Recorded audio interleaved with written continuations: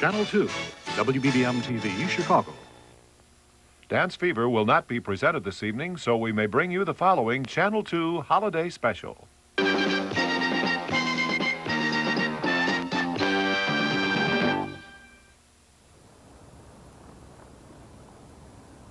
Hello, I'm Bob Wallace. We're taking a little stroll a half a world away. We're in London. You can tell that by the famous Tower Bridge in the background. We're also in England during Christmas time. You can tell that by just looking around.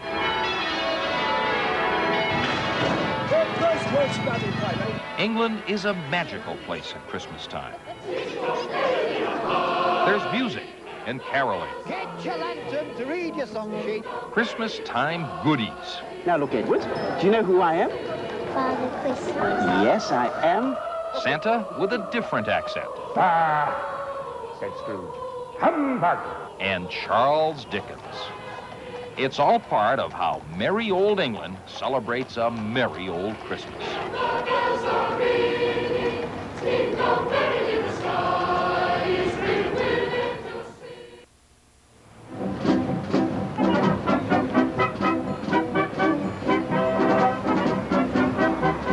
The buses are double-decker. The cars drive on the left. The policemen are called bobbies, and the pigeons provide some of the best fun in town. No place this could be but London, England. This is a city that loves a celebration, loves pageantry.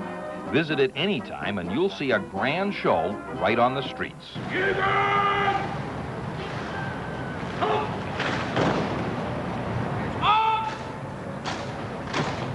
But visit London at Christmas time,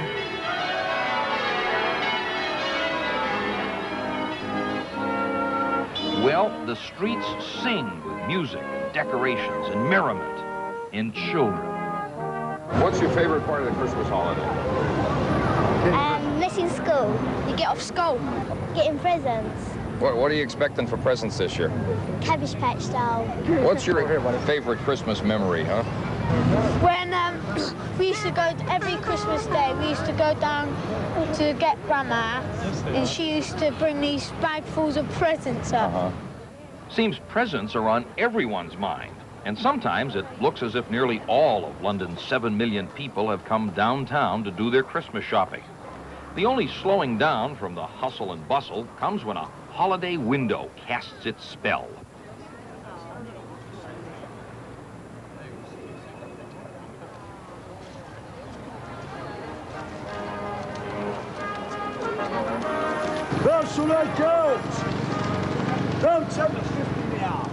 Here's a common sight this time of year. The grafter or street worker selling Christmas wrapping paper by the sheet. Selling and yelling.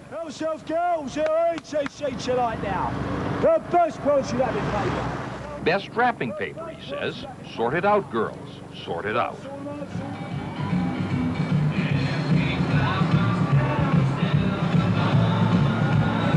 In London during the Christmas season, there are all sorts of festive events for children of all ages to enjoy. Things like Henry Birch's Christmas Fun Fair at the famous Covent Garden Marketplace. Now, we never saw Henry Birch, but we got a good look at his Christmas Fun Fair.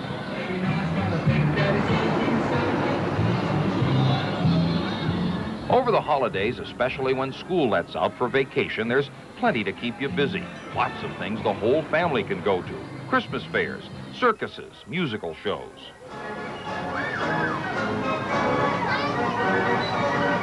Have you ever seen My Fair Lady?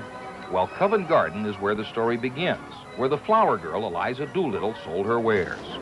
These days, the flowers and produce have moved elsewhere, but you'll still find some open-air selling going on. This cart had some old-fashioned, handmade wooden toys. Why are these still popular, I mean, with the battery-operated toys and the modern things? Because the day after Christmas, they've run out of batteries, they've bust them, they've trodden on them. These will last you for years. Yeah, I'd like to have it back. This is kind of a tradition around here, huh? Hot chestnuts? Where did all this... How do you eat these? What are you supposed to do with them? Just... You peel off the shell. Peel off the shell? Yeah. And inside is a chestnut, huh? Yeah. Oh, mommy.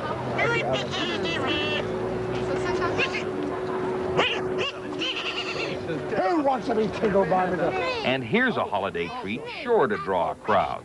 A Punch and Judy puppet show, with Punch here entertaining everyone with the help of a human friend. Bye-bye, James. Goodbye. Well, goodbye, Punch. We're going over to Harrods, England's most famous department store, lit for the holidays with 11,000 light bulbs. Upstairs, Harrods' Toy Kingdom stretches through 3 giant rooms, filled with all sorts of things to help Christmas dreams come true. Now, this is a rocking horse to end all rocking horses. It's about as big as a real horse. It's got real horse hair. It's carved out of real wood. It's got real leather for the saddle and stirrups, and it costs about 990 pounds, which is a little more than $1,000 American. And at Harrods, you'll find marbles, hundreds and hundreds of marbles. Very popular with British children and sometimes British adults, too. Wouldn't this be a Christmas present? I don't know whether you could fit it under a Christmas tree, but it's a little gasoline engine-powered Volkswagen convertible with its own caravan. That's what they call a camping trailer here in England. I've done it, panted Thomas. Here's something the kids really like over here. It's Thomas the Tank, Tank being a steam engine. He's star of TV, books, and toys, and he'll be under many a Christmas tree. Well, now, have you been good? Have you been good? Has Danny been good? Yes, most of the time. You have been good? Now, this is a man who's right at home with all these toys. It's Father Christmas, the British Santa Claus. Do you know, I'm only in Harrods for the day, and then I'm shooting off back to the North Pole to help my elves pack the presents. Yes. Can you do me a little favor? Can you leave me a nice hot drink and a hot mince pie? Can you do that? Oh, that would be lovely. Well, you know who I am, James, don't you? Who am I? Father Christmas. Yes, of course. I'm Father Christmas. St. Nicholas, Santa Claus, all the same. Well, as Father Christmas said, he had to leave Harrods and head back to the North Pole to help his elves. But he had a final message for us. Happy Christmas to you. A very happy Christmas. Oh, lovely. That's £1.47. If Father Christmas likes his mince pies, so do an awful lot of other people. And one of the best places to find them is Dunn's Bake Shop, a neighborhood bakery that's home of all sorts of holiday goodies. Christmas puddings, Christmas cakes, a chocolate Father Christmas. The bakers start their Christmas baking weeks ahead and just keep on going. This is a Christmas cake, you call this? This is a richly fruited Christmas cake, which I decorate with flaked almonds. The children prefer these to Christmas cake. As for Father Christmas's mince pies, Paolo was making those special puffed mince pies with a filling of raisins, sugar, brandy, beef suet, lemons, and other fruit. How many of these are you going to make for this Christmas season? About 5,000. 5,000? That's a lot of pies. Yes, a lot of people like them. Uh-huh. Do you like them? Do you eat them? I used to when I first started, but I've given up now. You get used to them, huh? No, you just get fat. Mince pies were a staple on the Christmas table back in the Middle Ages. Tradition has it that you eat one on each of the 12 days of Christmas, beginning December 25th, to have good luck for the next 12 months.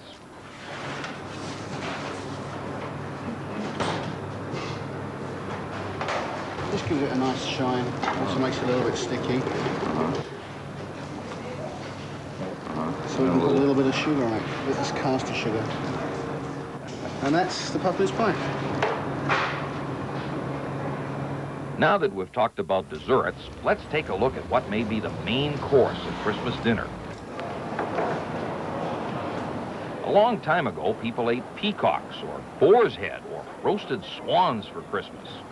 Nowadays, pheasant or Christmas goose may be served up, but most often the main course is turkey, brought into London from turkey country up in Norfolk. No frozen plastic-wrapped birds here. When was your last celebration day? Was it Independence Day or what? Thanksgiving. We have turkeys for Thanksgiving. Oh, you Yanks come here and bought their turkeys fresh. Oh. Oh, yeah? Oh, yeah. Now, a big turkey in the window is something straight out of Charles Dickens, and so are these folks.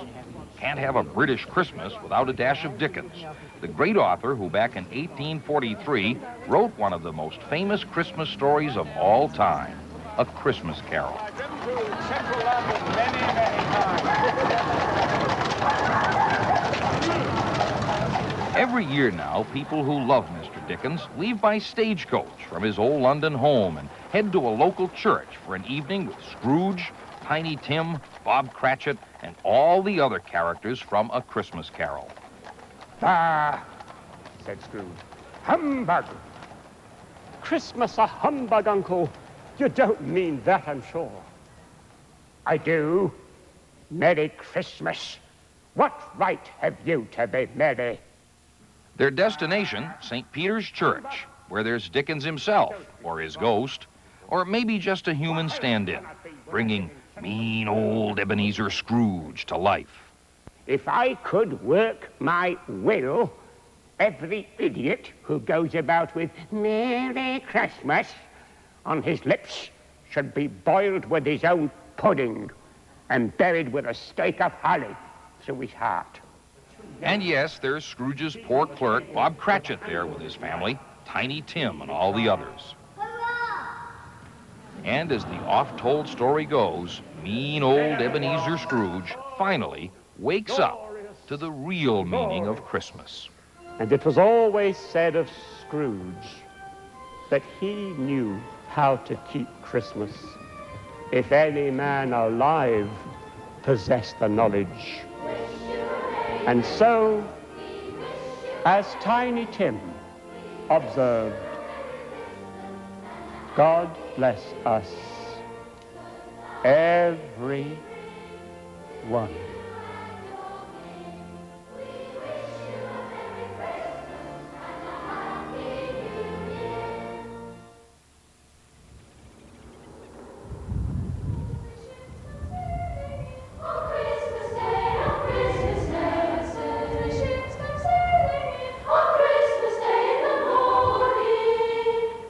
You don't have to go far from London to reach beautiful, rolling English countryside.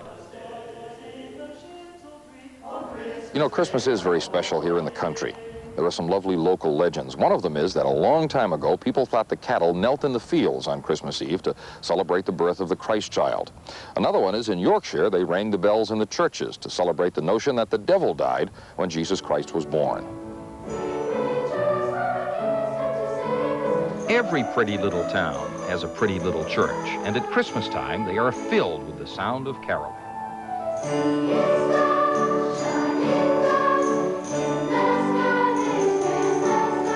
St. Mary's Church in the town of Ross-on-Wye is 700 years old. The songs the children sing are timeless.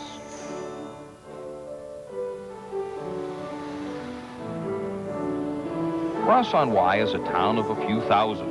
And at Christmas time, the place hums with celebrations and preparations of all kinds. See if you can dance in that one. Splendid. That's all right, isn't it? At a village school, children are getting ready for a performance of their annual Christmastime play. Can the trees get lined up? No, it isn't. It's the animals, then the gingerbread, then the trees. Sorry, you're right, from here, trees, and then the broomsticks. They may look a little like children, but really they're gingerbread men and trees and rabbits and things. All characters in this year's play, Hansel and Gretel.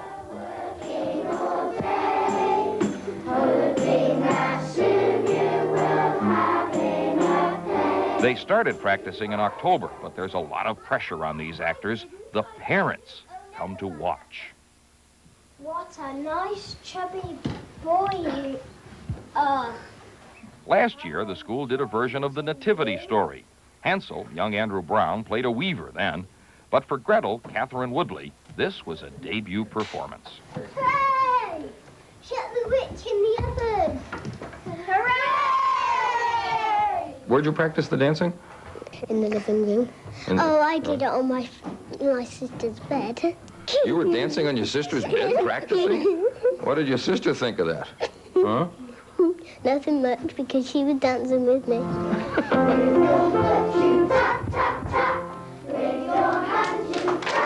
You told me something a couple of minutes ago. What was your favorite Christmas dish? Fish and chips.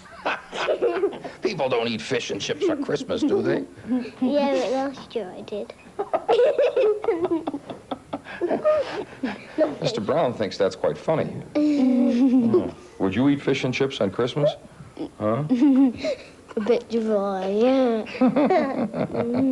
Very funny, Andrew. Christian? Yeah? I wonder if your ladder's got to Father Christmas yet. Eh? What, from school? Oh. They have. He came. Who did? That Christmas and we got chocolate. Now, these two young men, George and Richard Smith, say they like to work in a couple of trips to McDonald's during their Christmas holiday. The Smith family, George and Richard, and Jane and Jerry, live just a couple of miles outside of Ross. Drape it over it nicely. Don't just sling it on. We found them in a familiar scene this time of year. Okay, until I get it out. When you were a kid growing up in this area, what kind of things did you do for Christmas? Anything differently than they do today, or? No, basically the same. I mean, get excited, stay awake all night, or try to see Father Christmas. And we always had a big pillowcase full of toys at the bottom of the bed. And we basically still do the same thing now with our children. You pull this little tab, and then what? Kind of hold this. Here's something you don't see in the States, Christmas crackers, which, as Jane showed me, is not something you eat. Oh, you've got a little bracelet. Oh, okay. Hey! Pull it and it pops, and then you open it and you get a hat to put on and a little joke to read and a funny little prize. You've got a red hat and a little game. You have a Christmas joke? Yeah. Tell me a Christmas joke. What do you call a camel with a red nose? What do you call a camel with a red face? I don't know. What do you call a camel with a red nose and a hump and lives in North Pole? What do you call a camel with a red nose and a hump that lives in the North Pole? I don't know. Rudolph, the red-nosed camel. Yeah, I've heard I saw Rudolph the red-nosed reindeer. You did? I saw his nose go down the chimney. Oh, yeah? What is I that? saw the paint go down. Yeah. That you know. Yeah. You ever see a red-nosed camel go down the chimney? Yeah, I've seen that. Yeah, I've seen it. Well, magical things can happen at Christmas. Now, when Rudolph leads Father Christmas sleigh through the countryside this year, here's a little of what he'll be seeing. Stratford-upon-Avon, where the playwright Shakespeare was born, puts on its best holiday finery. The little town of Burton-on-the-Water has a Christmas tree in the water that flows through the town. In the ancient town of Cirencester, the market takes on a distinctive holiday flavor with food and goods and Christmas trees.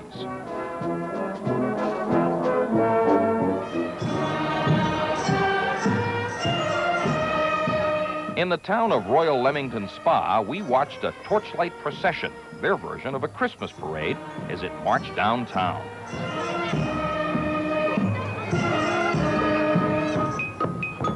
The band played traditional British music, a medley of Beatles songs. At the end of the parade, a historic meeting took place. Father Christmas met St. Nicholas. Father Christmas, as we told you, brings presents to children in England. St. Nicholas does the same in the Netherlands. And he came all the way from Holland to say hello to his counterpart here. Good evening. These are scenes that have been acted out for centuries. And what strikes you is how old the traditions are. Children anxiously waiting for presents.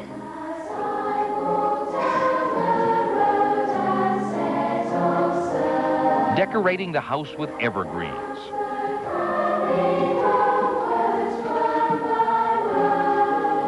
Townspeople stocking up for the holidays at an open-air market.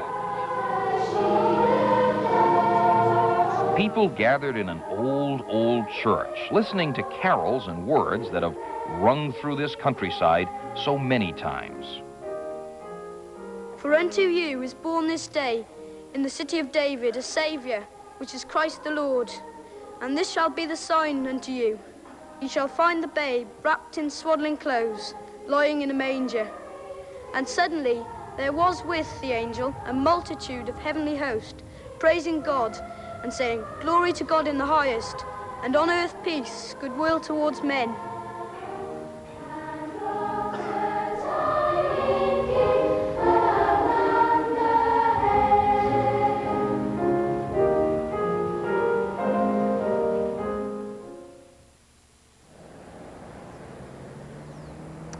All too quickly, it's about time for us to leave England and head back to the United States. But before we do, we'd like to leave you with a look at a wonderful holiday celebration we found in Warwickshire. It has to do with a castle.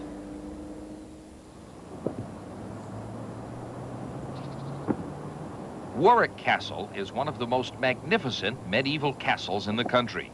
It was built 600 years ago as a fortress and a home.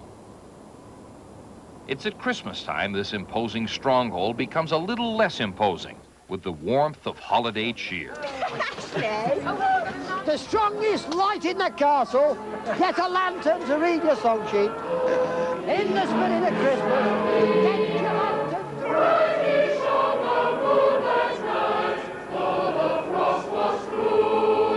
Every year, Warwick Castle throws a big Christmas party for all the neighboring townspeople.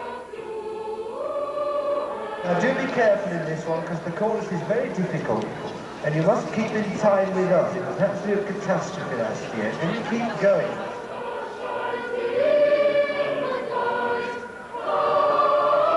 Thousands of people come to celebrate the season singing carols by candlelight.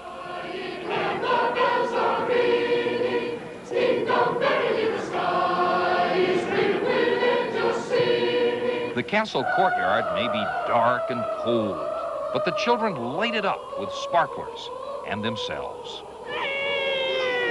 You watch my fireworks. Father Christmas has come by, must have stopped off on his way back up to the North Pole.